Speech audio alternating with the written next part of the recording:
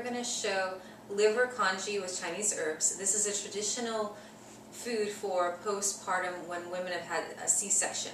So it's really good after a surgery when there's been a lot of loss of blood in general. So I'm actually going to make this today for my dog Lola, who had a really horrible operation on her spleen and she had a lot of blood loss. So this is going to help to regenerate her. The key ingredients are going to be liver, which is not a very popular ingredient in the Western diet, but it's amazing to build the blood. It's the best food to build the blood when there's been blood loss. And the other things that we're going to have rice that's been well cooked, which is a wonderful Qin blood tonic, wonderful for any kind of weakness to help build up the body again. And then we're going to have spleen tonics and astringent herbs to keep the fluids and help build up the fluids and the blood, because those two are very connected. This is a little bit over a pound of pork liver. And pork liver is the least palatable in my opinion. It's more bitter than the other kinds of liver, but it has a neutral thermal temperature, which means it's not going to overheat the body, and it's also going to help with any edema that's going on. But with pork liver, you're going to have to treat it especially well. And what I'm going to do is I'm going to chop it into little pieces, and then I'm going to soak it with lemon juice. You can also use orange juice or lime juice for about 30 minutes before I get started with the other ingredients, and that's going to get rid of some of that bitterness. So you don't have to be too particular. I'm just cutting this into little pieces however I can. Liver is kind of a difficult thing. It's kind of slimy and it kind of moves all over the place, so you just kind of do the best you can. So this is the liver all chopped up. I neglected to do this time, but it's usually a good idea to put it in the freezer for about an hour before you cut it, and then you'll manage it a lot easier. Now I'm just going to cover it with lemon juice. Again, you can use lime juice, or orange juice is nice when you really want to cover up the flavor because it's sweet as well.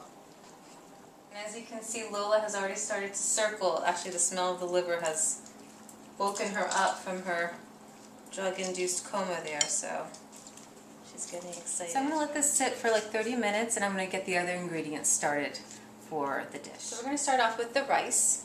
I like to use a broken jasmine rice. It makes a really nice consistency with the congee.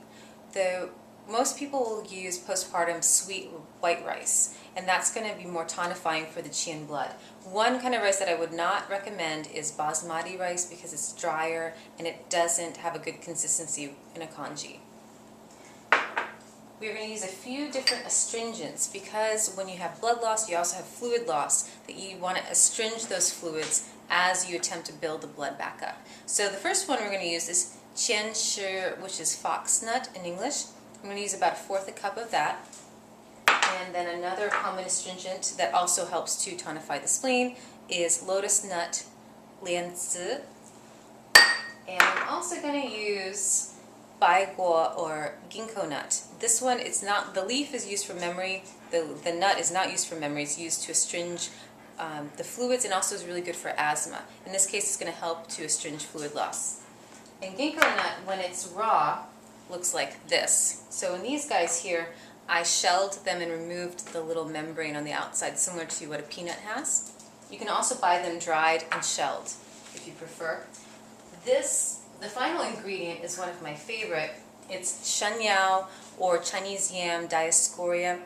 When it's chopped up, it has a crunchy, kind of slimy texture to it. It is amazing to strengthen the qi, digestion, and also replenish fluids in the body.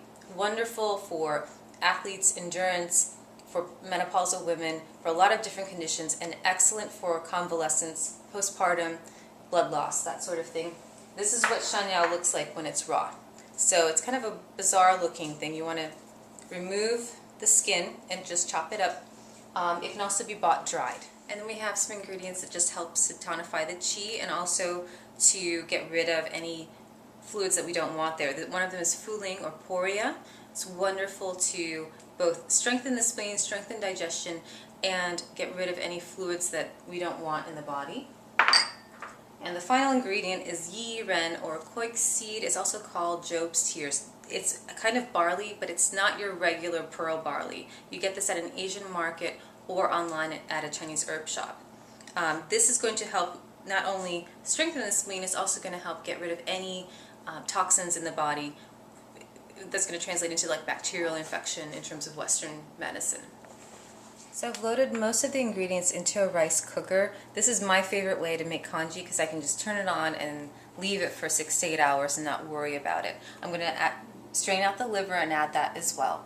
I have rinsed all of the herbs in a colander. You want to make sure you always rinse your rice and herbs to make sure there's no additives or contaminants in there. So now I'm adding the liver, and then I'll add the water, and then we'll be all done.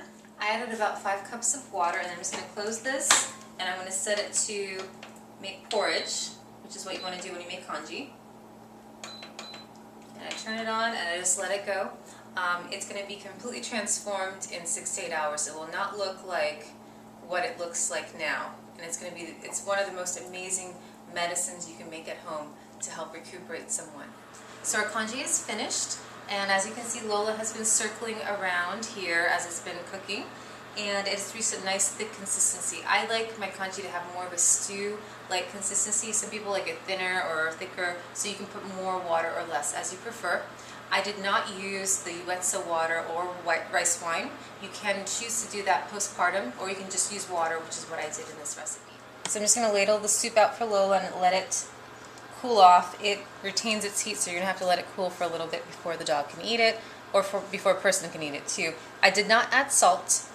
For some people you will have to add a little bit of salt or they won't eat it, so do so accordingly. You might also want to add some white pepper or some other seasoning, whatever you have to do to get people to eat it. So now we have the moment of truth. We're going to have Lola taste test this wonderful congee that I made, and of course we have the other ones who are going to have their own little bit too. Here you go, Lola. This is for Rita, who is not sick. Obi, here.